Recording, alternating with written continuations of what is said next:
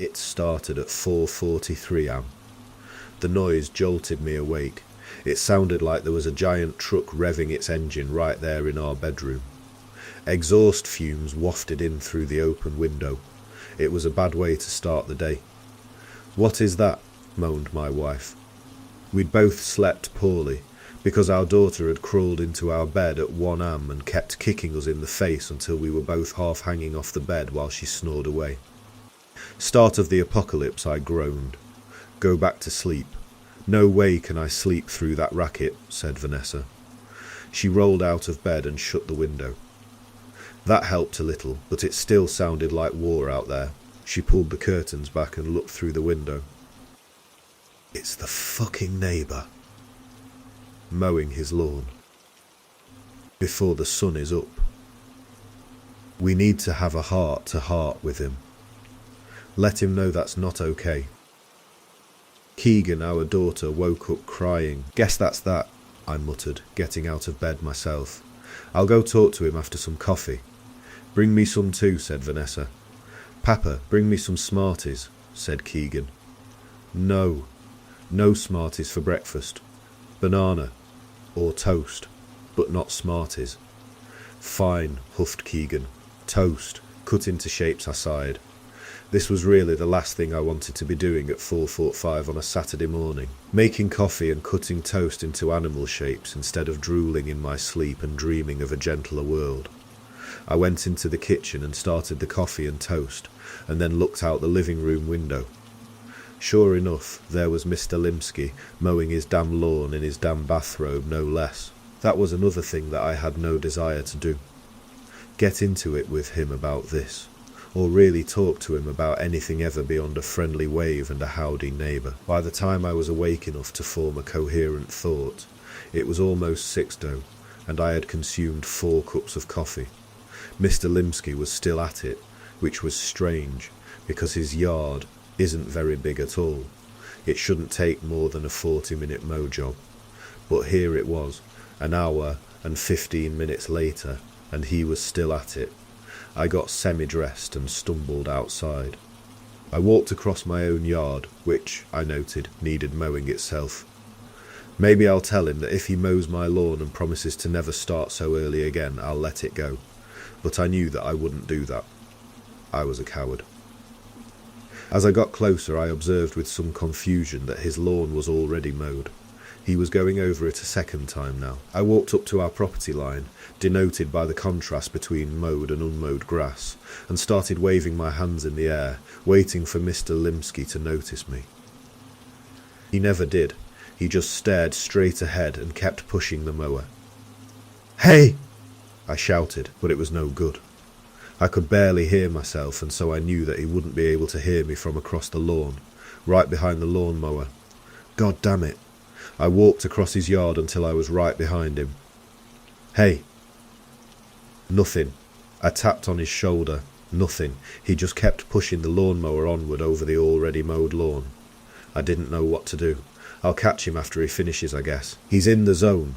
I shrugged and was getting ready to turn back to my house when I saw a trickle of what was presumably urine run down his bare leg. Jesus! I went back to my house and opened the door. Vanessa was reading a book to Keegan. She stopped when I came in and looked up. "Well?" He couldn't hear me. "I'll go over there once he stops. He's got to stop some time, right? And, well, I'm a little worried about him, honestly. I saw him, wet himself. Mr. Limsky peed his pants." "Ask Keegan." She started laughing. "Well, that sometimes happens, kiddo," I said. "You used to do that. We do that a lot when we're kids, and then we don't do it for a while, and then when we get older we sometimes do it again. That gave us something to think about anyway." "Huh," said Vanessa. "There's more," I said. "He's already done with the lawn. He's just going over it a second time. Maybe he missed a few spots?" "Nope, it's perfect. Not a blade of grass higher than any other blade of grass." Said Vanessa. "That is strange. Do you think he's okay? Should we call somebody?" I shrugged. "Who are we going to call? The police? Tell them that our retired neighbour is mowing his lawn twice while peeing himself?" What will they say to that? By 8:00 I was done cooking the bacon and Mr. Limpsky was still at it, mowing his lawn for what must have been the 5th time. I tried not to think about it, but it was hard. After breakfast we should go somewhere, I said. It's a beautiful day, no sense staying cooped up all day. Why does Mr. Limpsky keep mowing his lawn? Asked Keegan. I don't know, kiddo, I muttered. I don't know. You want to go to the playground or something? Yay! I'm going to stay here and try to go back to sleep if that's okay, said Vanessa. Of course, I said. I felt like going back to sleep myself, even after all that coffee, but the desire to get far away from the sound of the lawnmower outweighed my tiredness. We ate, then Keegan and I headed to the playground. At 9:00 I got a text from Vanessa. Can't sleep. He's still mowing. 9:30, I'm really starting to get worried. This isn't normal. 10:00 I went over there and tried to talk to him, but it's like he's in a trance. Please come home. I sighed but complied.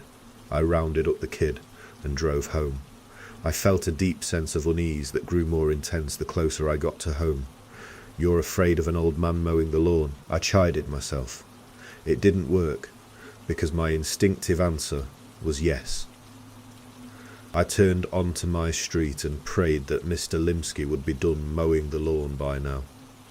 He'd tell us it was just a practical joke and we'd all have a good laugh over it. But soon enough, I saw that wasn't going to happen. As I pulled into my driveway, I saw that he was still out there. I thought I saw a streak of brown running down his leg, but it was hard to tell for sure because he was going around under the shade of his ancient apple tree. I walked inside and Vanessa was at the kitchen table with bags under her eyes and a glass of wine in front of her. Please make it stop, she said. I don't know how to do that, I said, suddenly feeling very tired and in need of a drink myself. Call the police, she said. Why don't you? I asked. Fine, she said. It's just that I do everything else around here, so I thought maybe you could help this one time.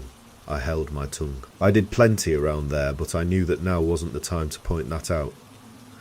Okay, I said. I'll call the police. How has he not run out of gas by now anyway? I've been watching him, said Vanessa. He's got a can of gas in his driveway. Sometimes he grabs it when he passes by and gasses up while still pushing the mower. It's crazy. Please call the police. All right, I said. I looked up the number and proceeded to have one of the most awkward phone conversations of my life. It was 10 minutes with the receptionist, and then another 10 minutes with an officer. Finally, they agreed to come over and check it out. 15 minutes later, I watched out the window as the cop car pulled into Mr. Limpsky's driveway. A single cop got out and walked over to Mr. Limpsky. The cop was waving his hands and shouting, but it was no good. Then the cop grabbed Mr. Limpsky's shoulder and spun him around forcefully. This caused Mr. Limpsky to finally let go of the throttle, and for the first time all day the lawnmower stopped moving. It was still running though, because he had taped its safety shut-off down. I held my breath as I waited to see what would happen next. Mr. Limpsky opened his mouth, and something emerged from it. It looked like a long, thin tentacle. The tentacle wrapped itself around the cop's neck and lifted him up into the air. Then a second tentacle emerged from Mr. Limpsky's mouth and made its way down the cop's throat. I slammed the curtain shut and noticed that I too, like Mr. Limpsky earlier, had wet myself. What's going on out there? Asked Vanessa from the kitchen. Did the police arrive? I didn't have a good answer, so I didn't say anything. Honey? Said Vanessa, walking over. Are you okay? From outside we heard the whine of a new machine join in with the lawnmower. Vanessa opened the curtain and I turned slowly to look out. The cop was out there going around the old apple tree with a weed whacker, while Mr. Limpsky was back pushing the lawnmower around again. It's 5 p.m. Besides Mr. Limpsky, there are now 4 cops in his yard doing various tasks. One is still at it with the weed whacker. Another has been going at the shrubs with a pair of clippers for hours now. But the one who concerns me the most is the one who is going around spraying the ground from a bottle full of neon blue liquid that Mr. Limpsky at one point puked out of his mouth. I personally am petitioning the family to pack up the car and start driving to Florida where Vanessa's mother lives. I have no idea what is going on, but it doesn't look good. I wasn't sure what was more bizarre and terrifying, my neighbour mowing his lawn for the 13th straight hour, aided by 4 uniformed cops performing various other landscaping tasks, or the woman in the gas mask and plastic poncho that emerged from the tan Toyota Camry which had wrapped itself around Mr. Limpsky's apple tree. "Damn it, Kelly!" She shouted through the mask, clearly unsteady on her feet after the crash. "No more driving for you. Ever." I crouched down in my driveway behind my own car, which I had just finished loading in preparation for getting my family far away from whatever horrible thing was happening next door. I watched as the woman, who was not impressed by Kelly's driving skills, pulled a large blaster from under her poncho. That's the best way I can describe it. It wasn't a gun, it was a fucking blaster. The woman pointed her blaster at Mr. Limpsky and pulled the trigger. That was it for Mr. Limpsky.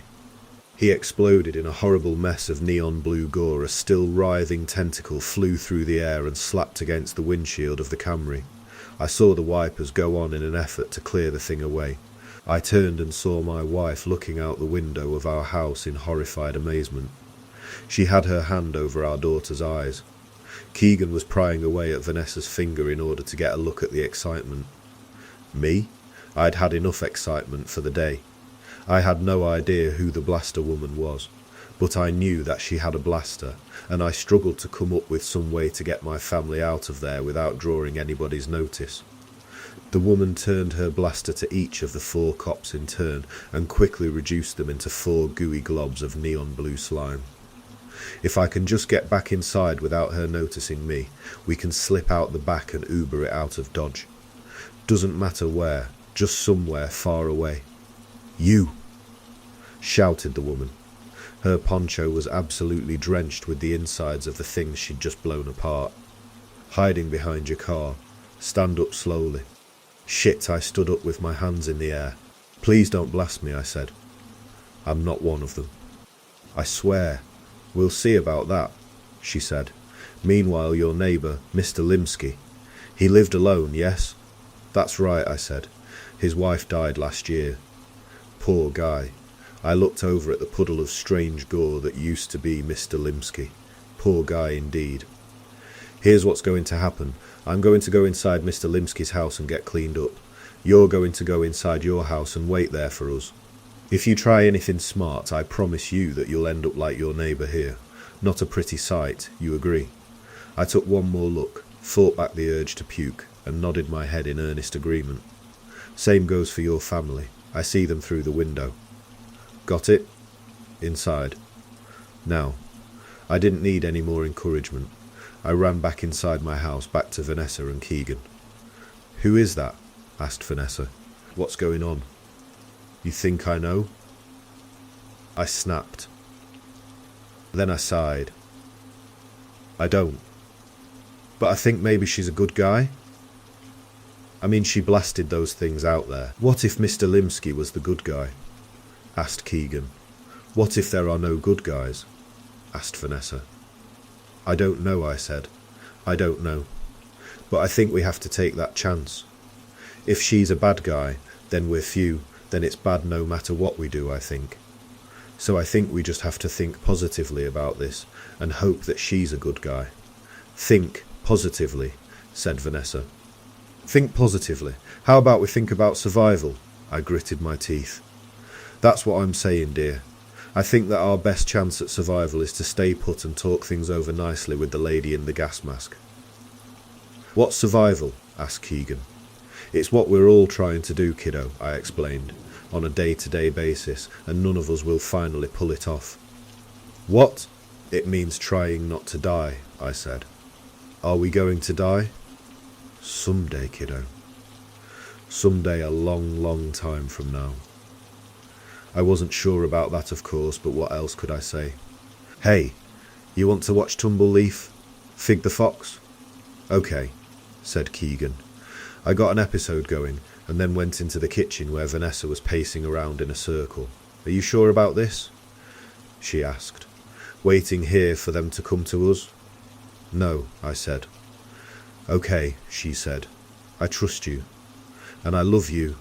I love you too, I said. We waited. 20 minutes later I saw them approaching my house. There were 2 women and 1 man, each wearing a gas mask. The woman in front was still carrying her blaster, but she had cleaned all of the blue substance off of her and was wearing some of Mr. Limsky's clothes. I met them at the door. Did any of you come into contact with any of them? Asked the woman in front. No, I said. It was a lie. I had come up behind Mr. Limsky and tapped him on the shoulder. Vanessa had also approached him. What is this about? Kelly, said the blaster lady to the woman behind her. Test him. This Kelly pulled a large syringe out of her backpack and took a step toward me. Now wait a fucking minute here, I said. You're not going to stick me with that needle until you tell me why I should let you. What is going on? You can submit to the test, said Blaster Lady, or we can presume that you have the virus and terminate you. Well then I'll submit to the damn test, I said, rolling up my sleeve and offering out my arm. Not there, said Kelly a second before she jammed the syringe into the side of my head. Fuck, that hurts. Kelly pulled the needle out. Then she went into her backpack again and brought out a test tube filled with a green fluid. She unscrewed the tube and shot some of my brain juice into it. Then she put the lid back on, shook it, and held it up to the light. He's clear, said Kelly. Now for his family, said Blaster Lady. I watched in helpless horror as Kelly jammed a giant needle into first my wife's head and then my daughter's head. Keegan couldn't stop crying and it made me sick to my stomach. They're all clear, said Kelly. We're clear, I said. Now do you want to tell us just what the fuck is going on? Let's start with who the hell you all are. I'm Kelly Raymond, said the one with the needle. My boyfriend got turned into a zombie. Like Mr. Limsky, but a little different. I had to keep cutting off his fingers. Zombie, I said. You had to keep cutting off his fingers. Of course. You can call me Ali, said Blaster Lady, taking off her gas mask. The others did as well. And yes, zombies. They are real, and the virus is growing stronger and more unpredictable by the day. Okay, I said. Zombies. I looked to the man in the group.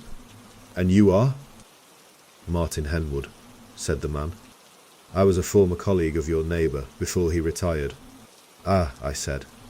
Mr. Limsky was a coroner, I want to say.